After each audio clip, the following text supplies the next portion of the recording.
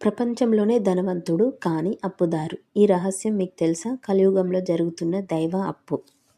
కలియుగంలో మన కోరికలు తీర్చే దేవుడు ఎవరు? మన బాధలు విని వెంటనే స్పందించే దైవం ఎవరు? అది తిరుమల శిఖరాలపై వెలసిన శ్రీ వెంకటేశ్వర స్వామి. కానీ మీకు తెలుసా? ప్రపంచంలోనే అత్యంత ధనవంతుడైన దేవుడు ఒక అప్పు తీసుకున్నాడు. మరి ఎవరి దగ్గర తీసుకున్నాడు? ఎందుకు తీసుకున్నాడు? ఇప్పటికీ అప్పు తీరుస్తున్నాడా? ఈరోజు ఆ మహారహస్యాన్ని మనం తెలుసుకుందాం. ఒకప్పుడు భృగు మహర్షి త్రిమూర్తులను పరీక్షించాలనుకున్నాడు. మొదట బ్రహ్మలోకానికి వెళ్ళాడు, గౌరవం దక్కలేదు. తర్వాత కైలాసానికి వెళ్ళాడు, శివుడి కోపం చూసి చివరగా వైకుంఠానికి చేరుకున్నాడు. అక్కడ మహావిష్ణువు విశ్రాంతిగా ఉన్నారు. భృగు మహర్షి కోపంతో ఆయన ఛాతిపై తన్నాడు. కానీ విష్ణువు ఏం చేశారు? కోపం కాదు, ఇక్కడ మహావిష్ణువు వినయం చూపించారు. మహర్షి, మీ పాదానికి నొప్పి కలిగిందా అన్నారు. ఈ సంఘటనను చూసిన లక్ష్మీదేవి హృదయం బాధతో నిండిపోయింది. ఎందుకంటే విష్ణువు ఛాతిలో ఆమె నివసిస్తుంది కాబట్టి. అవమానం భరించలేక ఆమె వైకుంఠాన్ని విడిచి భూలోకానికి వెళ్ళిపోయింది. లక్ష్మీ లేక వైకుంఠం వెలుతురు కోల్పోయింది.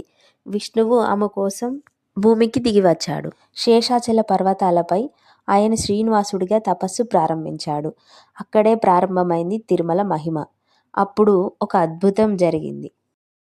ఆకాశరాజు కుమార్తె పద్మావతి ఒకరోజు వేటకు వెళ్ళినప్పుడు ఆమె దృష్టి శ్రీనివాసుడిపై పడింది.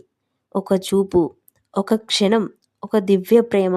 పద్మావతి ఎవరో తెలుసా? ఆమె లక్ష్మీదేవి అవతారం. అప్పుడే శ్రీనివాసుడికి మరియు పద్మావతికి వివాహం నిర్ణయించడం జరిగింది.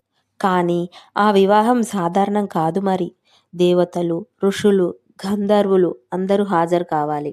కాబట్టి శ్రీనివాసుడికి అపారమైన సంపద అవసరం పడింది. సంపదల అధిపతి కుబేర స్వామి.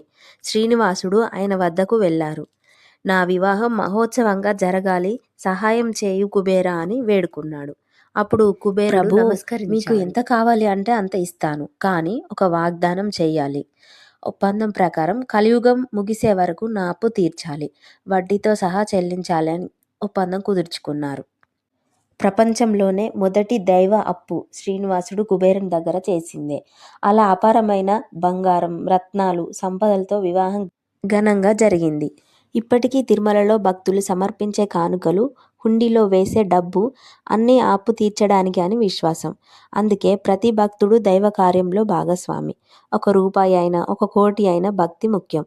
శ్రీ వెంకటేశ్వర స్వామి తన వాగ్దానాన్ని నిలబెట్టుకున్నాడు. ఈ కథ మనకు నేర్పేది ఏమిటంటే దేవుడు కూడా మాట తప్పడు. వినయం అనేది గొప్ప ధనం. లక్ష్మి అనుగ్రహం లేకపోతే సంపద నిలవదు మన దగ్గర. భక్తి శక్తి అనేది అపారం. ఇలాంటి మరిన్ని ఆధ్యాత్మిక సందేశాల కోసం మన ఛానల్ని సబ్స్క్రైబ్ చేయండి, లైక్ చేయండి, షేర్ చేయండి. వీడియో చివరి వరకు చూసినందుకు ధన్యవాదాలు.